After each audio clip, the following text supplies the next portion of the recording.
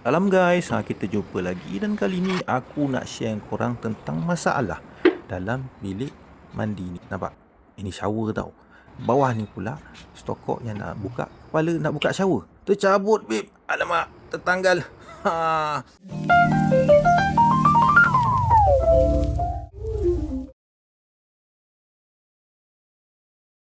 Semula-mula sekali kita tutuplah stokok utama. Lepas tu aku gunakan spanner pipe jenis ini.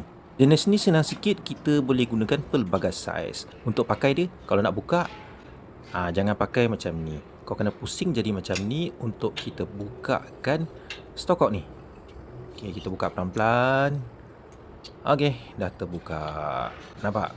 Inilah kepala stokok yang kita kena tukar, kena cari dekat hardware. Beberapa hardware aku cari, beberapa kepala stokok dah kami buka, tapi tak boleh ngam. Stokok lama lah ketekan. So, solusinya, kita terpaksa buat saluran baru tarik air daripada flush tandas. Dan inilah lakarannya. Inilah terletaknya kepala shower baru nanti. Sekarang kita tutup stokok untuk tangki flush tandas.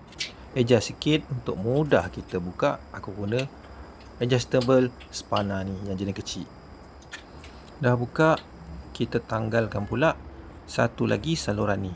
Penyewa yang sebelum ni dia buat seakan fungsi sama macam bidet. Tak payah kot sebab sebelah sana dah ada dah. Kenapa nak buat yang ni pula? Pelik-pelik. Okey, yang ni kita buka T-joint ni. Oleh sebab lubang dalam dinding ni dalam, so aku guna nipple 15mm ni. Kita white tapekan kedua-dua belah. Lebih sikit lah, lebih selamat. Lepas tu kita buka siap-siap sebab flexible hose ni kalau ada mengganggu sebenarnya. Kita masukkan nipple ni, bersih-bersihkan sikit lah. Masuk, pusing. Dan kemudian kita masukkan T-joint ni. T-joint jenis ni bahagian tengah dia ada thread screw. Kita masuk, kita pusing-pusing sesedap rasa.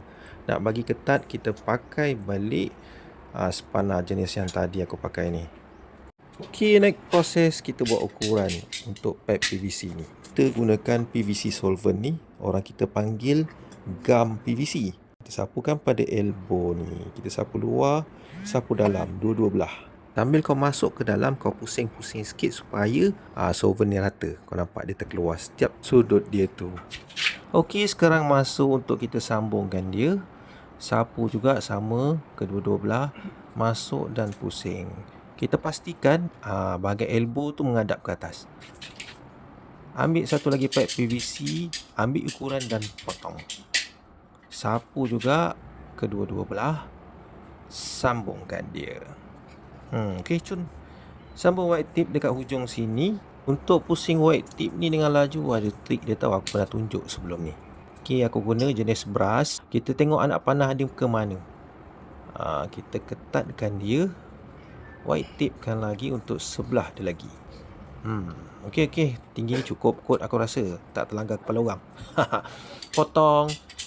Kita letak lagi solvent. Kasih rapat. Yang ini untuk kita letak kepala shower nanti. Kau kena pastikan dia lurus tau.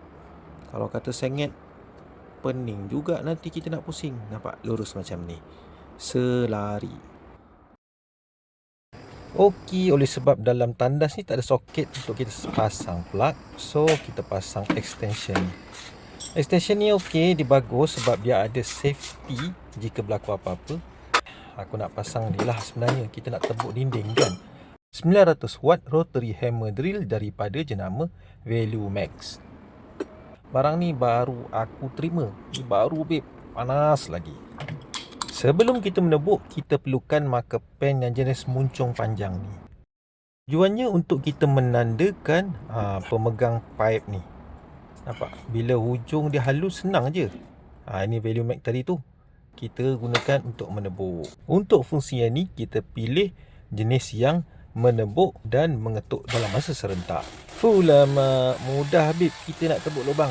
Kau tengok sikit punya cepat aku buat. Dah tebuk lubang, kita masuk pula oil plug kat lubang yang kita tebuk tadi. Lepas tu kita ikatlah dengan skru. Untuk mudah, senang dan cepat, aku gunakan drill cordless ni. So bila dah terikat macam ni, senanglah sikit kerja aku nak naikkan saluran pipe yang tegak macam ni pula.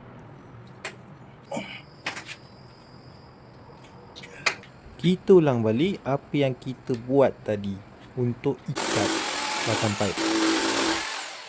Sebenarnya kerja ni tak adalah susah sangat kalau kata kita gunakan peralatan dan alat yang betul.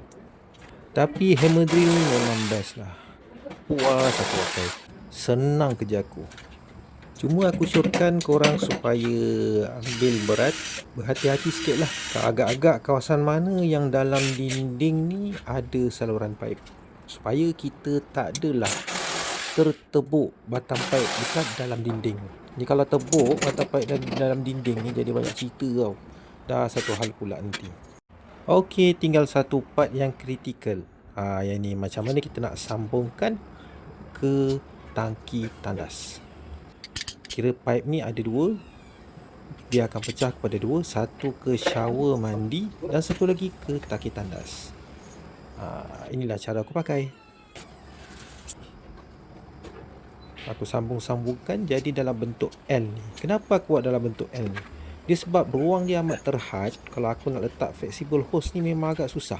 So bila aku dah buat macam ni, pasang flexible hose lebih mudah. Nampak? Yang ini aku pasang kat bawah, aku ikatkan dia, dan satu lagi sebelah lagi saluran aku pasang dalam bentuk macam ni. Bersih-bersih sikit. Tapi ini sebab dia dah lama kan, so dia macam longgar sikit. Aku ketatkan dengan white tape ni. Buatlah tebal-tebal sikit supaya bila kita masukkan hujung flexible hose sebelah sini, dia ketat sikit lah. Dia tak adalah berlaku leaking air mitik pula nanti kan. Kita ketat-ketat lebih kurang agak-agak. Okey, kita try buka stokok untuk tangki ni. Tapi sebelum tu jangan lupa untuk kita pasang kepala shower. Ini last lah. Lepas siap kepala shower ni, pada aku settle semua. Jangan lupa untuk white tape kan dia supaya tak ada leaking. Kang, satu hal lagi kerja Kang. Okey, kita try. Lama nikmat betul dah siap ni kan. Alhamdulillah. Jumpa lagi pada kosan aku akan datang. Bye bye. Assalamualaikum.